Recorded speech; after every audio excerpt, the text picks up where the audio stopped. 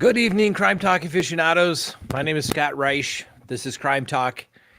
It is Tuesday night. We are doing our normal Tuesday night live show after dark, and I want to thank everyone for joining us here this evening. I know you all have other things that you could possibly want to go and do, so the fact that you stay with us, well, we appreciate it. We say thank you. Now, let's face it, a lot of stuff going on today. If you caught our video that we put out, our daily video, we got Dylan Rounds and his family. Obviously, Dylan Rounds still missing. We hope for the very best, but we're also realists as well. I understand the family wants to obviously have him returned, so they have closure and peace of mind as to what may have taken place. The family is upset. Law enforcement apparently doesn't call, doesn't write, doesn't give him any attention anymore because, well, things have gone on. You know, he's been disappeared, has been missing now for what, over a month, I think, and or July. So we're talking, his birthday was August 1st. So we're basically 2 months, I think, into that. No sign of Dylan Rounds anywhere. He disappeared out there in that little corner, Utah, Nevada area there. And he was going to try and make it go as a farmer. Disappeared. They've been arrested a couple of people in their search for Mr. Rounds. Kind of similar to the young lady that disappeared and they found her in the lake. The police go and round up all the usual suspects, all the criminals. I think they arrested one sex offender in that. And that was the Kylie, I can't even remember her name. Kylie Rodney case. They rounded up all the sex offenders and turned out she apparently had driven into a lake. No sign of foul play, but the police look for 3 weeks or something to that effect. They don't find it. This adventures in diving or adventures in whatever comes out. They find the car in a day. The police are like, well, they have better training. They have better equipment. We're just not equipped for it. And I get it. Law enforcement is understaffed. They do not have all the resources and training that comes with it. But it's kind of like in the Dylan Rounds case. Exactly. You're dealing with a very small police force out in the middle of nowhere. Let's face it. I'm not disparaging the police in any way, but let's face it. They're not going to get the experience based upon the crime that probably goes on out there in the middle of nowhere where everybody knows everybody. And they kind of work things out. Why do we have to get the court involved and those kinds of circumstances versus somebody who's been in law enforcement in a bigger city? Not saying smaller communities don't know how to do it, but they just don't have the experience dealing with the larger cases, so to speak. And, sometimes they get a little behind the power curve. And so what it boils down to is that, don't turn down the help. The young lady, she disappears. The police like, don't worry about searching that. We did that already. And they're like, yeah, we're just going to take a look. We're going to see what's going on. Here we go. And then bam, they find her. Why would you turn down the help? Now, I get it. The Rounds family may have thought, hey, we're going to listen to law enforcement. We're going to trust law enforcement. And they're saying that all these people trampling around out there could be a potential crime scene. It could disturb the area with items of evidentiary value. Don't come. You're just going to be in the way. Well, if anyone's ever been out to that part of the country, that's a lot of space. You're going to have to work pretty hard to get in the way of anybody out there. And so now, obviously, doesn't go without saying is that the longer anything goes, the less likely they're going to find things of evidentiary value, less likely that they're going to find the remains, or if he's alive somewhere, who knows, the longer it goes. So maybe some of those volunteers that everybody said, we don't want, you're going to get in the way, leave it to the professionals. You guys don't know what you're doing. And then bam. So not that, I'm not bad mouthing the family. They were probably listening to the police thinking this is going to be the best advice that we can get, etc. We're going to follow law enforcement. Law enforcement didn't want somebody breathing over their neck, second guessing it. And guess what? For lack of a better term, all the news media has packed up and gone home, and like nobody's interested anymore. And now the family can't even get the police to call them back. According to the family, the police said they were working on a response. And who knows, maybe they'll come up with a very detailed response saying, gee, that's funny because we've spoken to the family, every other day, and we briefed them on this and the progress. So we're going to have to wait and see. But, listen, if there's a situation where somebody's missing, take the help, take the resources. Like somebody's missing out, get all the assets you can get, helicopters, airplanes, who knows? It just increases the chances. So, just want to throw that out there first tonight. And then the other thing, it really hasn't been hit the news that much, but maybe I just haven't been looking in the right places. But one of the former detectives in the Louisville Metropolitan Police Department, a detective Kelly Hannah Goodlett, she was charged with one count of conspiracy in a criminal information. At the time, the federal grand jurors in Kentucky indicted 3 other former court members, law enforcement, over Breonna Taylor's March 2020 slaying. Basically, what she's admitting to is that, and I got the plea agreement pulled up here.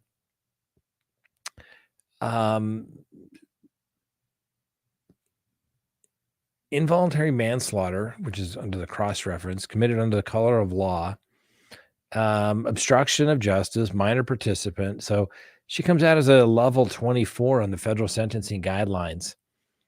And the max penalty that statute carries is right around 5 years. But she comes right out at level 24. I take that back. Level 24, 51 to 63 months. So basically 4.5 to 6 years and 2 months, right? Yeah. For her respected plea. Now, she can file what they call a motion for variance, which is basically, judge, yeah, we know the guidelines say that she comes right out about 51 to 63 months, but, please do it better, for the defendant. She's a police officer. Now, the one thing I could find the plea agreement, but I couldn't find the actual factual affidavit that goes into the plea agreement. But the plea agreement definitely goes through and says she's going to voluntarily enter this plea because she is guilty. And the parties agree to the factual basis of the plea. Defendant understands she's charged and plea carries a maximum term of imprisonment of 5 years, a fine of $250,000, and a 3 years of supervised release. Talk about the negative consequences of pleading guilty, the rights you have, the rights you give up, and provide a financial statement. Don't sell anything because we're going to come after you if you do. And so really, that's kind of interesting, but basically she's admitting that she conspired to submit false information in the affidavit, which was the affidavit that the officers used to, go and want to execute this raid or search warrant, depending on what your idea of a search warrant is, or a raid. And they falsified information in there. And, so many people like, oh, it's an affidavit for a police warrant, or an affidavit for a search warrant that's been, drafted by police, and a judge has reviewed it. So it's got to be valid. Well, the judge kind of has to take what comes to them as true. Okay, I take this as true. Here it is. It looks like there's probable cause the way you have it written. But if the police got it wrong, or they fudged something in there and changed it just enough, because maybe it wasn't totally accurate, but who's going to check? They never check these things unless, of course, something bad happens. And, and now obviously other officers have been charged with the same thing. This detective or sergeant was a minor participant. Now, I guess former detective Kelly Hannah Goodlett.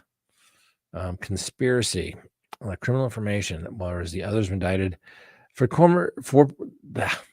the civil rights probe.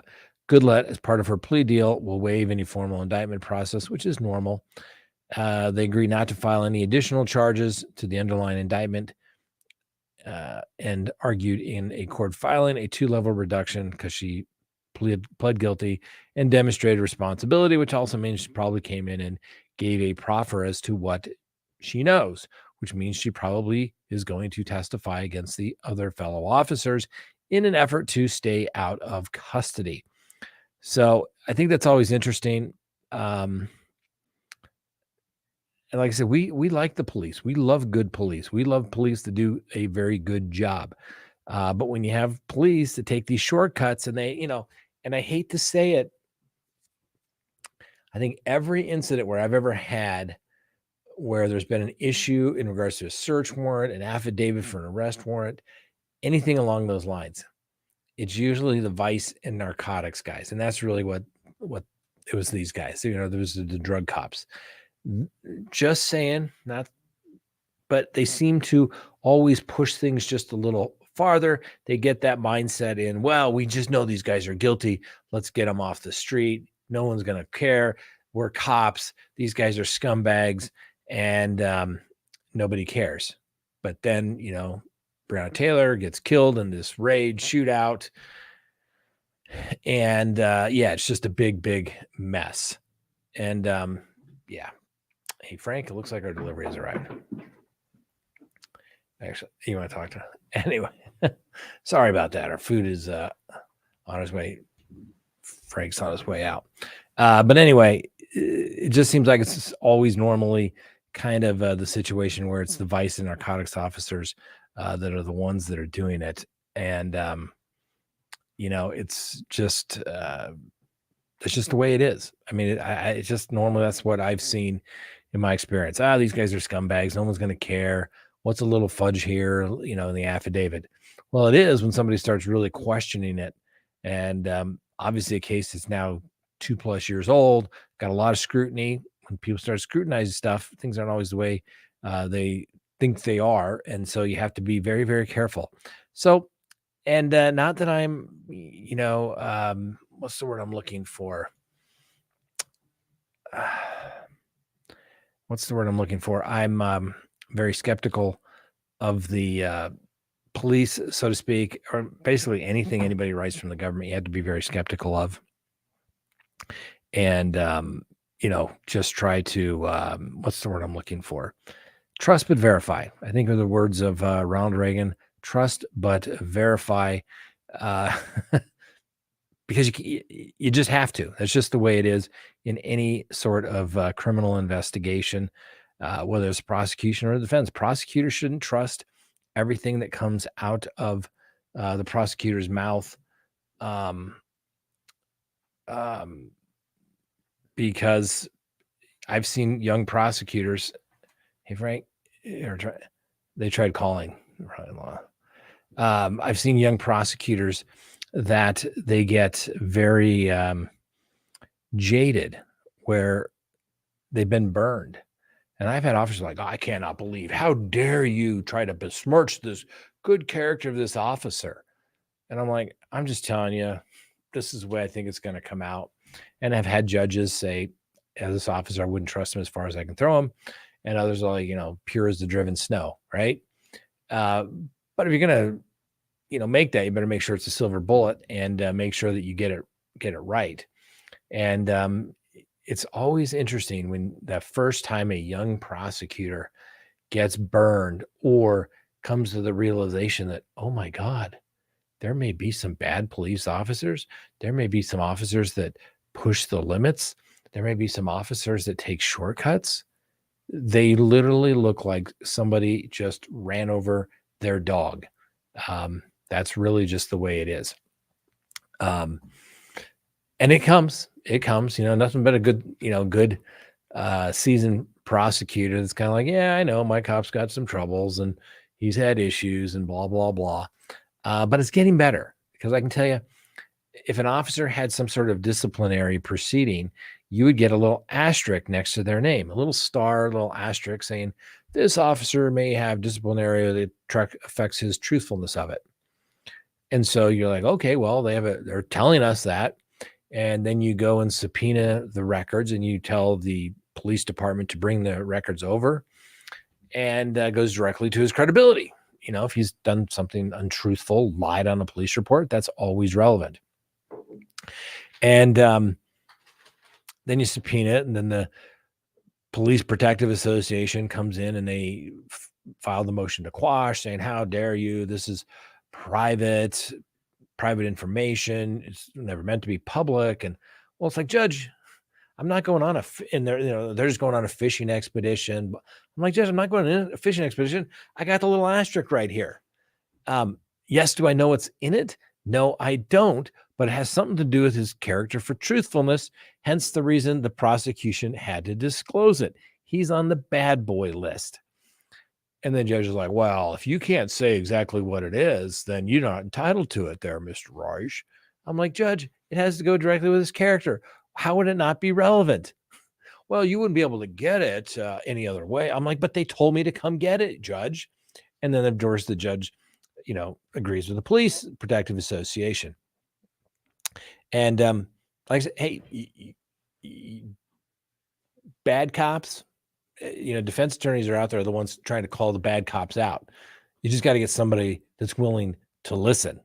And if bad cops stick around, who's allowing them to do that? Prosecutors and judges. Prosecutors and judges are the ones that are allowing the bad ones to stick around.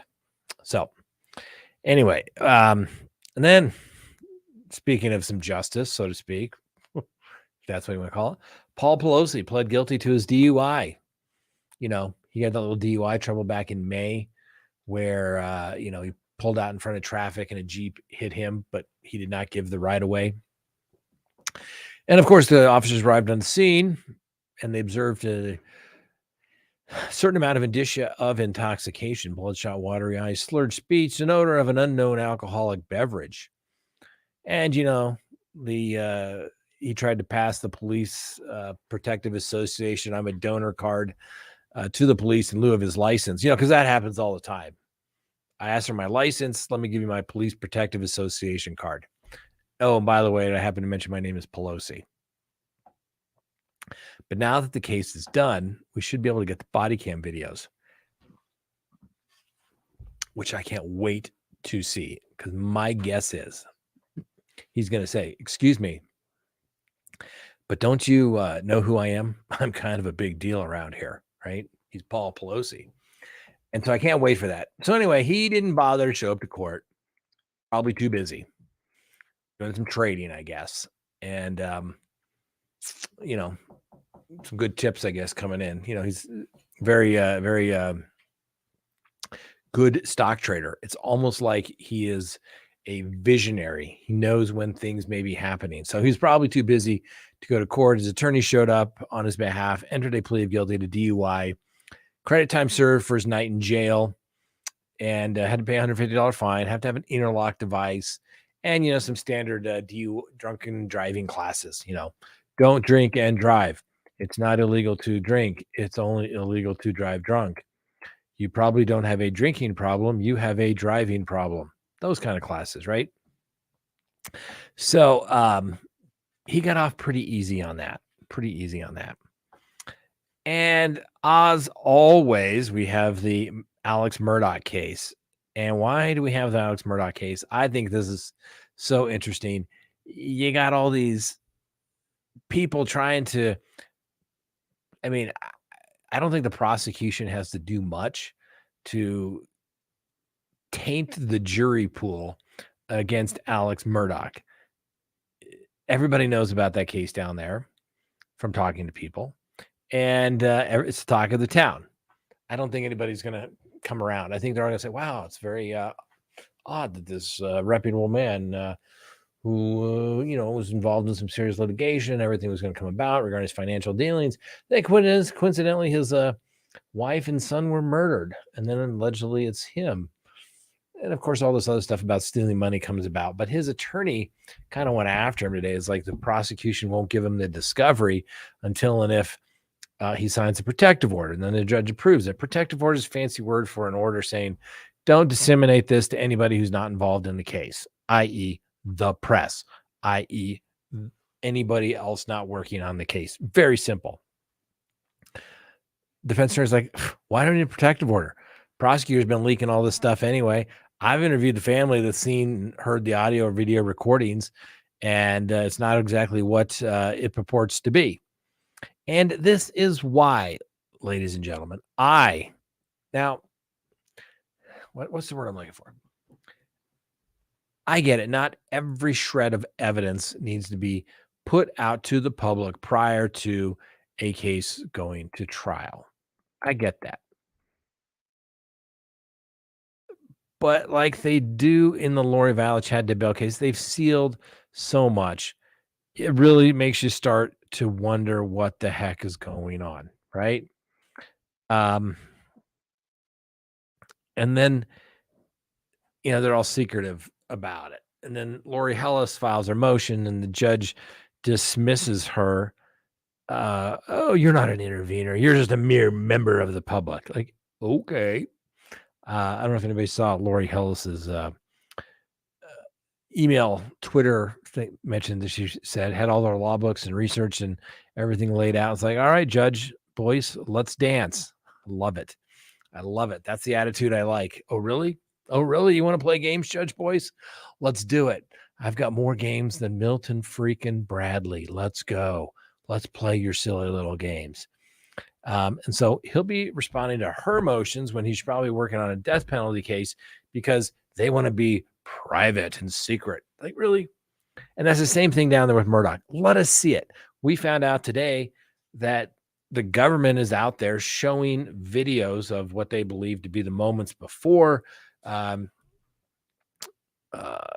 Murdoch's wife and daughter, are killed, right? So we find this information out through the pleadings. And when people deny that, I mean, it needs to be open and public. You know what they say, sunlight is the best disinfectant. It needs to be open in all aspects of anything, which then, of course, brings us to the whole Mar-a-Lago affidavit. And we're not getting political, okay? We don't go there. But this is interesting, okay? And I'm not saying the FBI did anything wrong, okay? But, no one thought the officers in the Breonna Taylor shooting incident did anything wrong either. And then it turns out that she takes a plea, one of the officers who assisted in the preparation to provide false information. And I'm not saying that the FBI did that and falsified anything. I don't know what they did. It may all be totally legitimate, but the only way we're going to find out is if we actually release it. And it's subjected to public scrutiny. So color me skeptical if the Department of Justice says anything and it's usually regurgitated by, the New York Times or something that usually kind of gets it wrong. Color me skeptical. I want to see it from my own eyes. And I think the government's argument on that of, well, you have to protect the officers. You have to protect their identity. It's a freaking police officer, an FBI agent. They signed it under the pains and penalty of perjury. What do you mean? They got to own that thing and own it. They should and say, you know what? I was doing my job as an FBI agent. I believe that everything I put in here is true and correct, and I am here to serve justice, right? Don't hide, it's too secretive. The American people are too stupid to figure something out. Like I said before, if Trump did something wrong, we have a right to know. If it's political maneuvering and, they're playing games, we have a right to know. Okay? One way or the other, I don't have a dog in that fight. But we as an American public have a right to know. And nothing irritates me more than all these yahoos in the government that literally think that we are all too stupid to think for ourselves. And, it's just too complicated. You just don't understand. Well, guess what? When it comes to legal stuff, if it's difficult, I will break it down into bite-sized pieces so anybody can understand it. It's not that complicated, right? Fourth Amendment says we are free from unreasonable searches and seizures. Unreasonable and, search and seizure. What's the search and seizure? Well, when they come into your house looking for things, they have to do it. But it has to be described with particularity. You don't get to kick the door in and just go down. Oh, look at this. We got the video. I'm gonna put it up. Oh, okay. Are you going to play it now? Yeah, I'm gonna put it up now. Okay. Okay. All right. The CrimeTalk staff has just received from our sources the Paul Pelosi body cam video of his DUI. It popped up on one of my screens here, but you want to play a few seconds of it? It's going to put it up. We're going to play a few seconds of it. Let's just see how allegedly. So you could try both feet out if you want. Okay, let's see here. I'll let you start. You can try the test with both feet. Okay. I'll give you like a These are the roadside sobriety tests. For lack of better term. Okay, he's not in handcuffs. Which one you feel more comfortable with? Remember, the roadside sobriety tests are voluntary.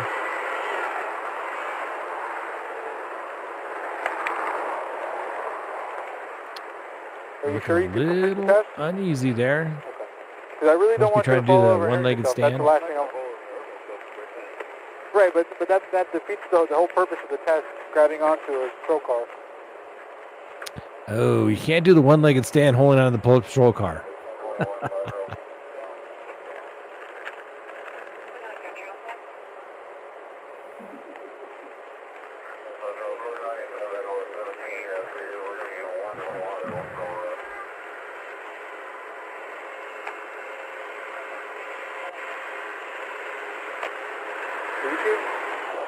You seem pretty shaky on your legs, and I don't want you to fall over. So. Well, I got fall over. This question.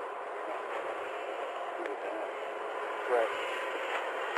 Well, just based on what I'm seeing, I don't feel comfortable having you perform the test just because I don't want you to have the potential to fall over and hurt yourself. That's not what I'm trying to accomplish. Okay. Well, as you can see, when the police officer stops the roadside sobriety test because of your safety, usually doesn't mean that you're going to do a good job. You were probably intoxicated. And sure enough, it turns out, turns out that SBAC was a 0.082, the legal limit 0.080. And in Mr. Pelosi's case, he pled guilty to DUI. And that is usually a pretty normal disposition. A 0.082 would more than likely get you pled down to a lower driving while ability impaired. But when there's an accident, then usually prosecutors like, no, you got to plead guilty to DUI. I'm sure he did not want to drag this on. Who knows what his reasonings were? Maybe he's just like, hey, I did it. I screwed up. I'm going to take my lumps and move on. So, acceptance of responsibility is always the good thing that the courts consider when making their stuff, when, making their sentencing arguments. Hence the reason why he got no jail. It was a first. No one goes to jail on a first DUI unless, of course, you kill somebody. So that's it. And then we had also Alec Baldwin, the news that broke last week that, turns out the police have determined, and this is several months ago, that basically Alec Baldwin's claim that the gun just went off was not a valid one, given the fact that it was a Old West revolver, was that this firearm would not go off unless, of course, the trigger was pulled. Now, I hate to sound like the guy that said, told you so, but we did a video and I brought in my antique revolver to explain the various positions when that old revolver is cocked. and that there's no way for that firearm to go off unless and if somebody pulled the trigger. He says he didn't. Everybody says he did. So here's the question. Come on, Miss District Attorney down there in Santa Fe. You have the evidence. You have the expert opinions that have been issued regarding the firearm. Either say, you know what, in my prosecutorial discretion, I am going to file charges, or I am not going to file charges in the interest of justice, as I believe Mr. Baldwin, that it was a terrible accident, whatever. Whether you think it was reckless disregard, he should be charged with murder, or maybe criminally negligent or reckless homicide. I get it. Or you say, oh, Alec Baldwin was a good guy. Or most people, I think, think he's probably a jerk. But even if you're a jerk, you still deserve to know as expeditiously as possible. Yes, the district attorney can drag it out during the course of the statute of limitations and say, I'm going to wait until the last day to file a charge if I want to. That's just not fair. Okay. It's not fair to anybody. Like we talked about the other day, you got Alec Baldwin and you got Donald Trump. Whether you love them or hate them, the bottom line is that what it boils down to is that there is simply a fundamental fairness that people need to be able to, what's the word I'm looking for? Fundamental fairness that they have the right to have these charges either be cleared of them or be charged. That's it. And that's what they need to do. That is what they need to do. Just be fair. Just be fair. Okay. All right. Let's go ahead and take a couple of questions. And for those who may be new to the channel this evening, we do our kind of evening show here tonight. And sometimes things come up. My phone is just burning up like there's an emergency going on. And it's not just the food people, delivering food or anything like that. It's something of great significance, and they're burning up my phone line. So I'm rather curious as to what is going on. Anyway, so we may have to call it a little early, but then we'll be going to our Patreon show where we will be there for all our Patreon members and answer the questions. And do not forget that if you're a Patreon member, you can call in and ask any question that you want.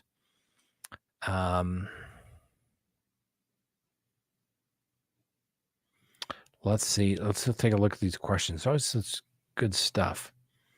Exactly, Veronica. Never underestimate what citizens can do. Do you all remember? We talked about it. I mean, this is way, way back, several months ago.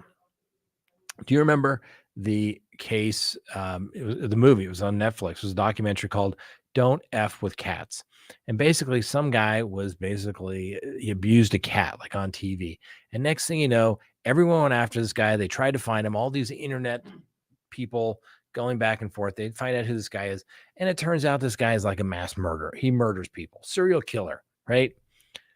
The police in that particular situation, I think they were in Canada, were like, wow, we're appreciative of all this because there's no way we had the knowledge, resources, or time to do what the citizens did. And basically the guy was charged with multiple counts of murder and is in prison now.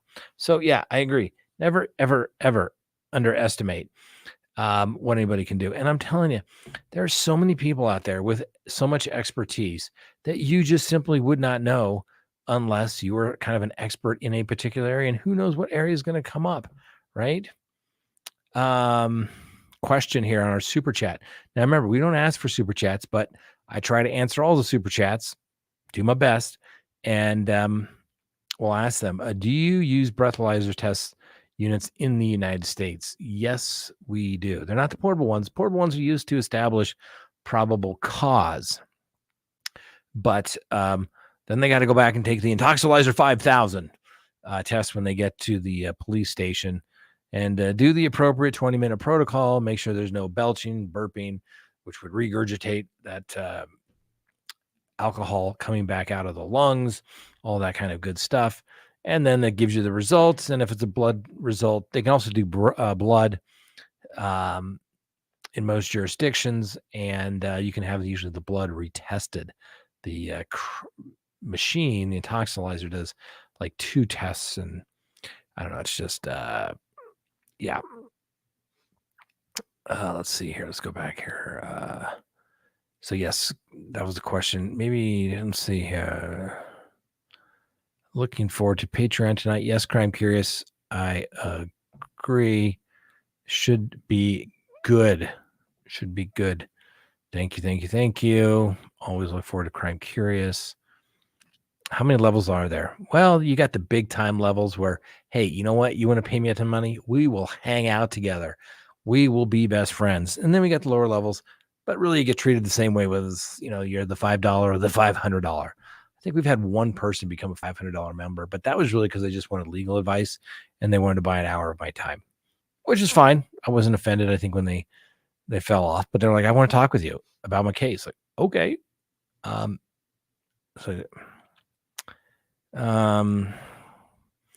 Christy wants to know, hey, Scott, how do you think Nicholas Cruz defense team has done so far? And did you watch the defense opening statement? How would you handle such a case? One, I did not see the opening statement. I've read about it. Basically, hey, kid didn't stand a chance. Mother had alcohol fetal syndrome. People died when he was young. PTSD, crappy life, etc.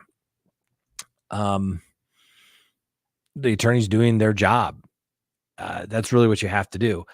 I always think, you got the bad fact. You got the bad fact. How do we embrace the bad fact? And I remember once we had an associate working for us, and they had a homicide case. I didn't do it, but I was familiar with it. And I didn't get too involved. She was co-counseling it with another attorney. And the first trial hung. And I came when the trial came, we were talking. When the trial was over and the jury hung, she was, we were talking, going over the facts. And because they were definitely going to retry the case. The government was going to retry the case. And it had to be done within 90 days. And they're like, the one fact we really just tried to, avoid was the fact that, the guy was, involved in the undercover or the drug dealing underworld.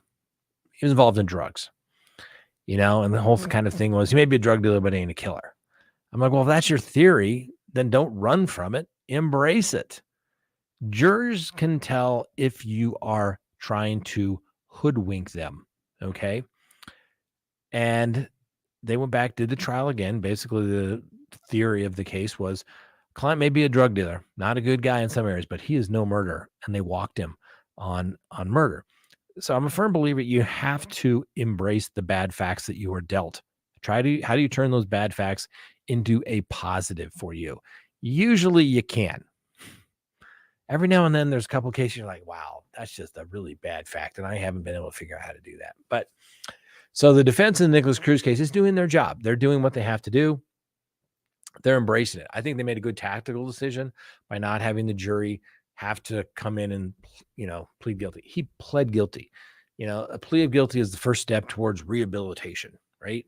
And they're going to say, hey, the kid never stood a chance. He had, a bad childhood. And basically what the defense is going to say is that he is a victim of circumstances. And the prosecution is going to get up and say, no, he's a product of his poor choices, not any of the other circumstances, because we've all had bad childhoods. We've all known people that have pulled themselves up by the bootstraps because they had a horrible upbringing in life. But guess what? It always, they didn't go around killing, was it 16 people, 17 people, something like that. They're doing their job. I think they made a good tactical decision. Embrace the fact that he's guilty. It's horrific, right? So yeah, I think they're doing okay.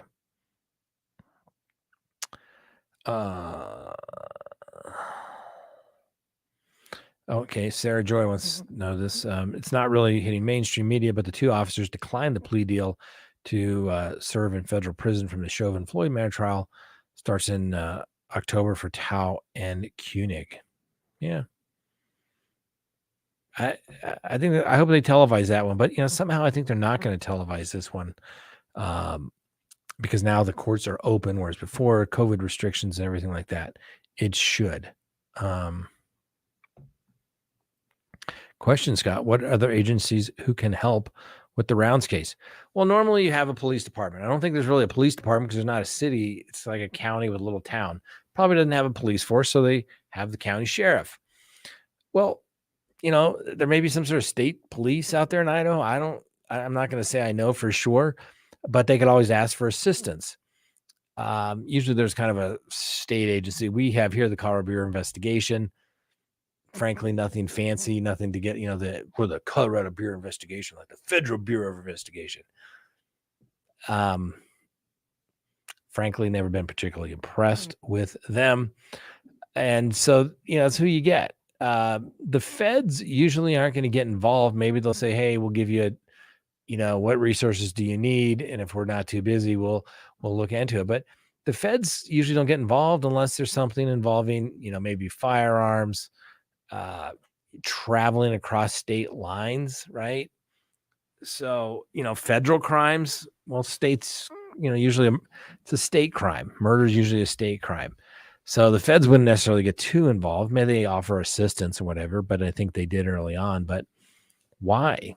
It sucks, I guess. If you get murdered in a jurisdiction with a crappy police department, it's just the reality of the world that the murder's probably going to get away. It's just the way it is.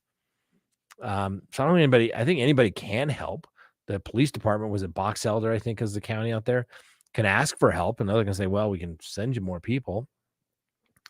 Kind of like the other case, the Kylie girl, 20,000 man hours.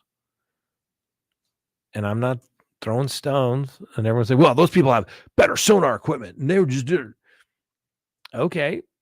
And they kind of sat down with a fresh set of eyes. It's, you get focus, you get tunnel vision in a case. You have to be able to look at it and say, this, I need to look at it with a fresh set of eyes. You get into that, focused psychosis that, this is it. I mean, I get into it sometimes. Trial psychosis, like, I know I'm going to trial. Sure. They may have the confession, the video, the independent eyewitnesses, the DNA. But other than that, they've got nothing. Let's go do this thing. We're in the game, right? And then you lose and you're like, what was I ever thinking? But you knew you were going to trial. You had to get psyched up, but you were focused. But as a job, as an attorney, you have to look at it and say, this is a really bad fact. Like, how is a jury going to look at this, right? That's what you have to do. Police officers have to do the same thing. Don't focus on a particular thing.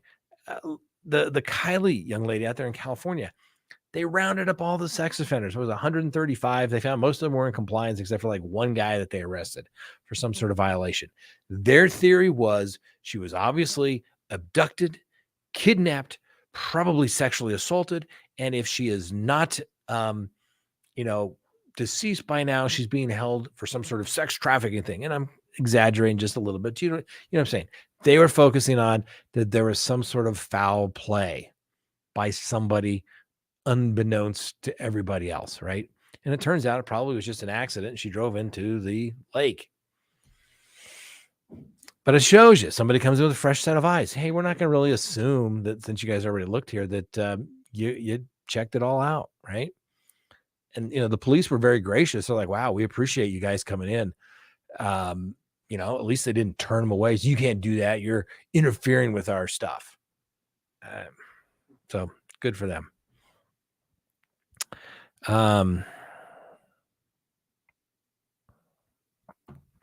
Serial killer. I wish you would stop putting me in timeout. I'm not a child. Serial killer. I have no idea what you're talking about. I'm not putting anybody in timeout.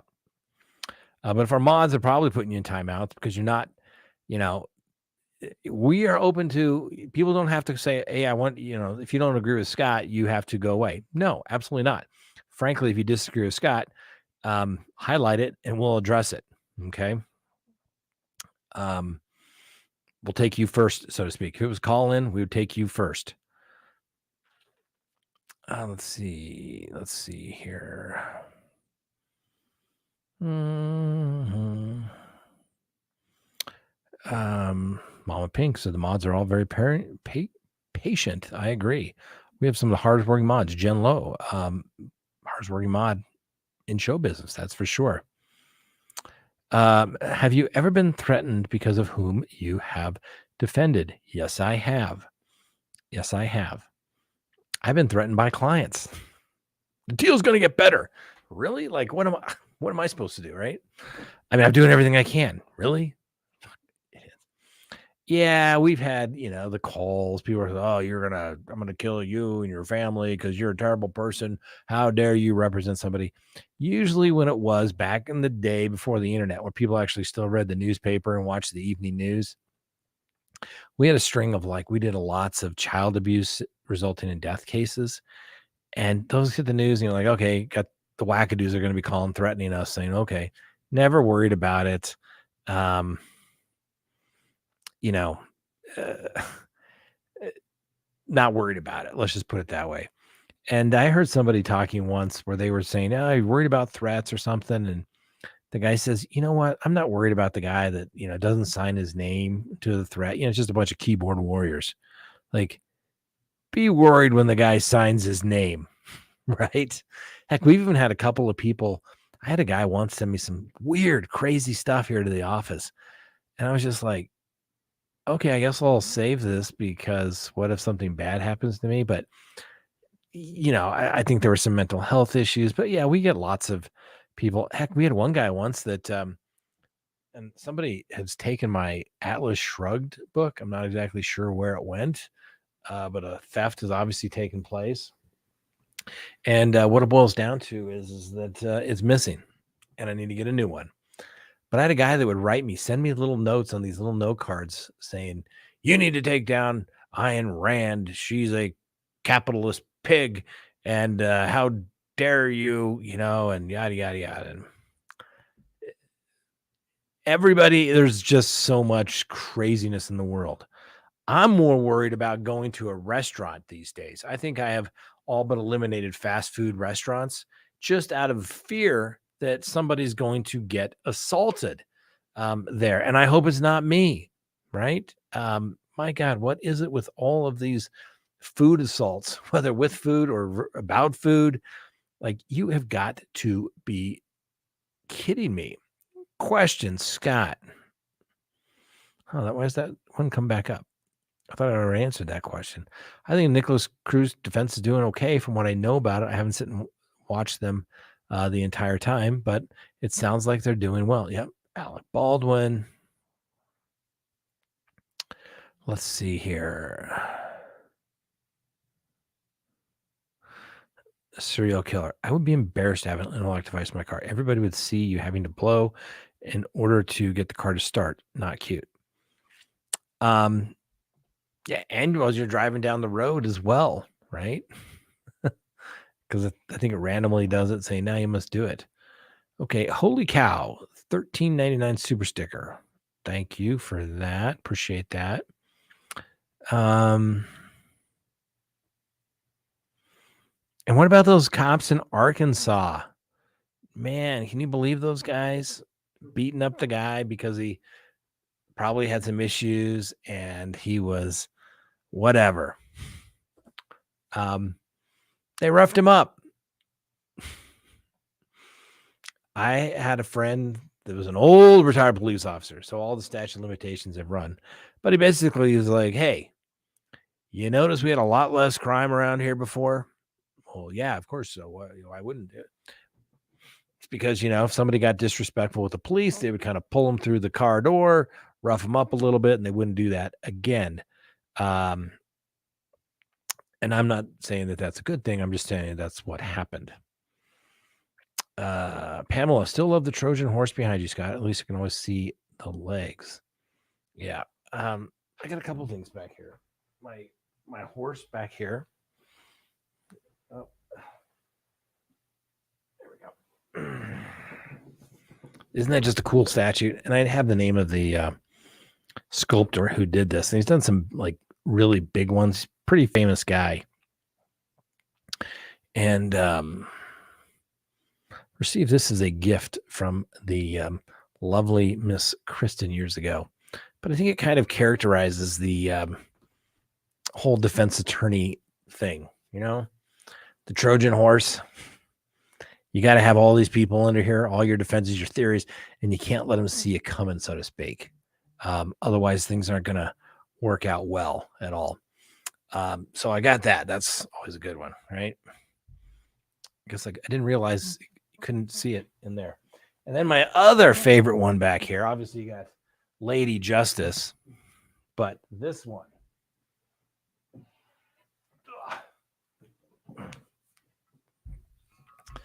This is bronze, and it's called Smokin' Up by Charles M. Russell. Okay. And it's a bronze. And we were up in Vail doing something. And we went into like this thrift store. And I'm telling you, if you ever need new furniture or you ever need anything, you go to the high-end locations and you go thrifting, because people buy and sell so many rental homes and condos, and they want to do their own twist and touch. So they basically tell everybody, come get this stuff. And so this bronze, I think at the time I looked at it, it was like, I don't know, something. If you looked on the internet, I think it was like, I don't know, $2,500, maybe 5,000. I don't recall. But I think I got it for like $600. And I just love bronzes, particularly the Western bronzes. I just think they're the coolest thing ever. And then, like I said, this is pretty cool too. So I've got to rearrange that a little bit back there. I didn't realize you couldn't see the horse there. I thought it was, yeah. So anyway, there you go, Pamela. There you go. A little bit of known facts. Let's see. Deep diver. Scott's funny with some of these cases.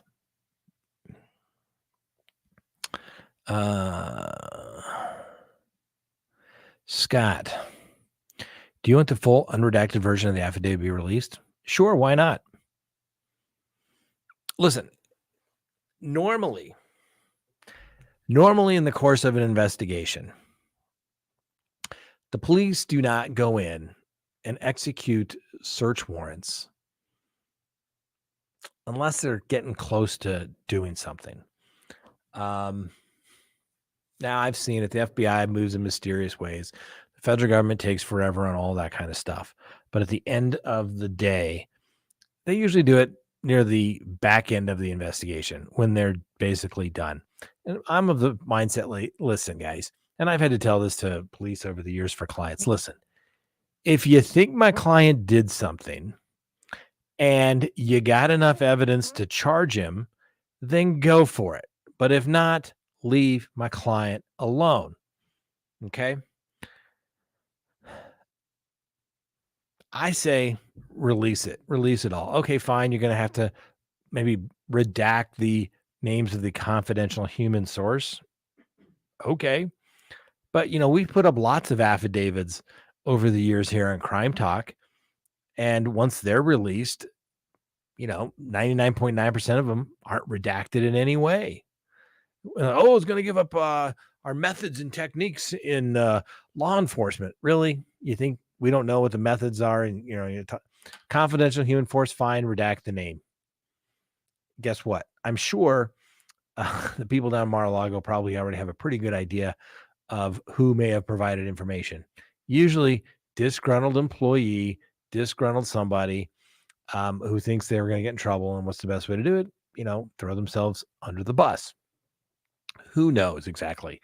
But let the truth come out. We're not talking about everyday Joe Blow here. We're talking about somebody who was the former president, who may run for the presidency again. If he's a crook, if he's committed a crime and they're going to charge him, then do it. If they're not, leave the man alone. Just like Alec Baldwin. Even if you don't like, just leave the man alone. Okay? And move along. Basically, that's it. Let's see here.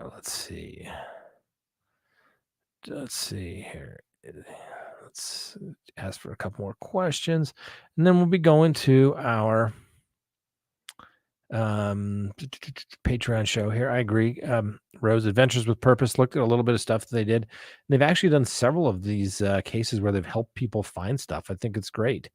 These guys aren't asking for anything. I mean, it's not like there's reward to find people. They're just trying to help people have their cases resolved, mostly for the family, so they can do that. So yeah. Let's see here. That's okay. Just funny. If you were married to Nancy, wouldn't you drink and drive too? He's hoping to get an upgrade accommodation.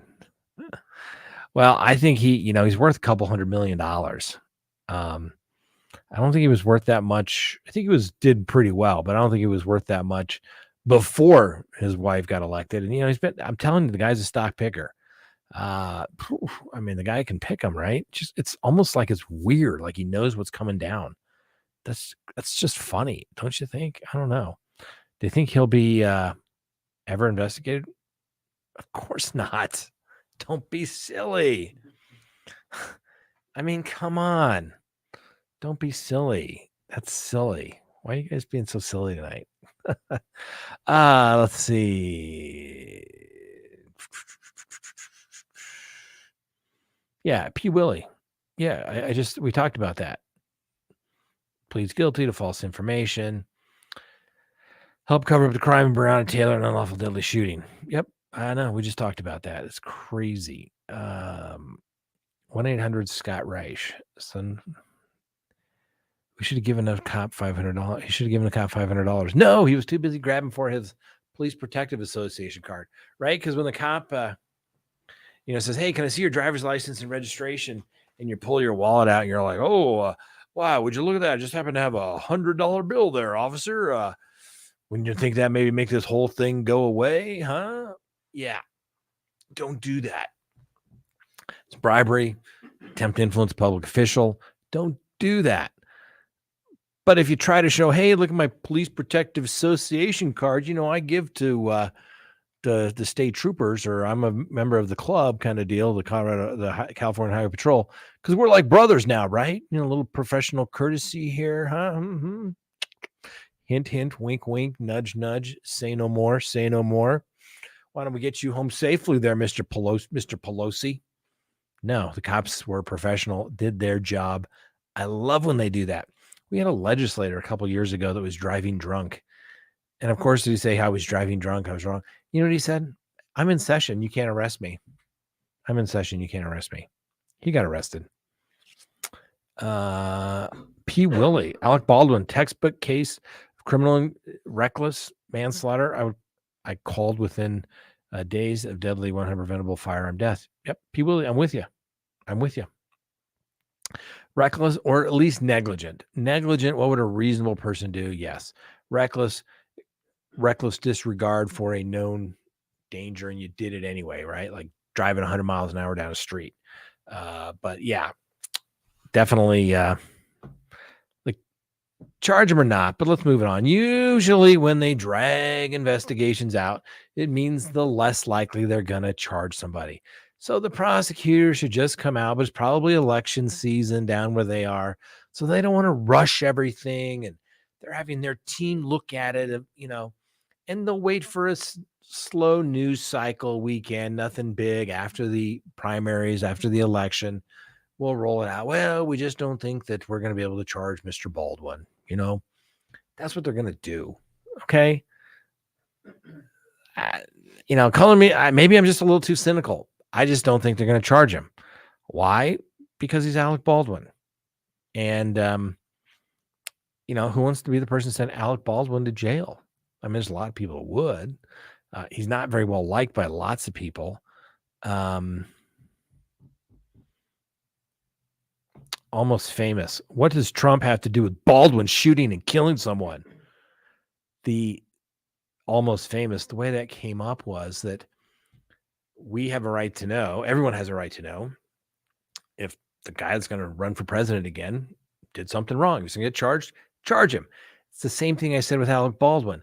If you're going to charge the guy, charge him. If you're not, let him know. Let the world know, take the heat for it.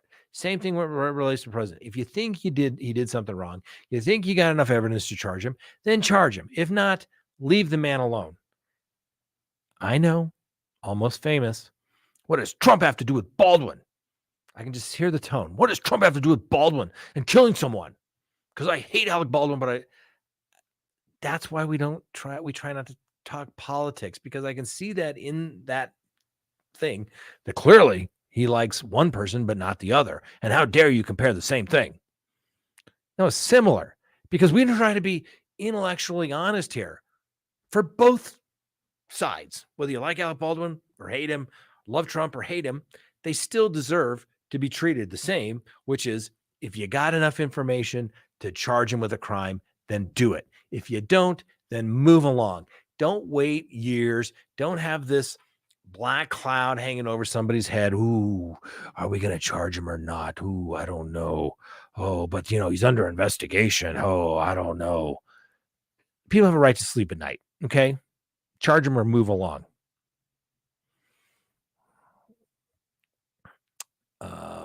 Beautiful walking. You pick up a gun, you check it. I don't care what the procedures were. You check a gun. I can't disagree with you. I'm not saying I thought it would be a no-brainer charging with maybe reckless.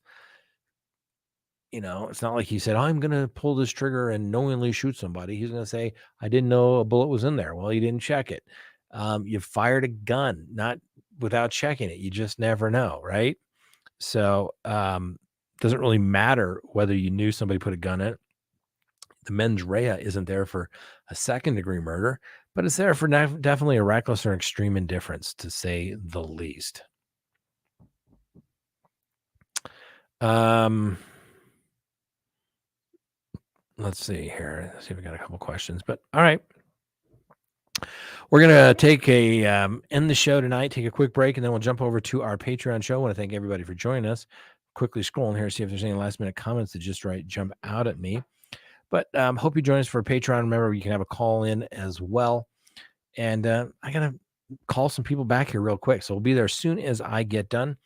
Talk to you in just a few minutes. Thanks for watching. We'll see you next time on Crime Talk.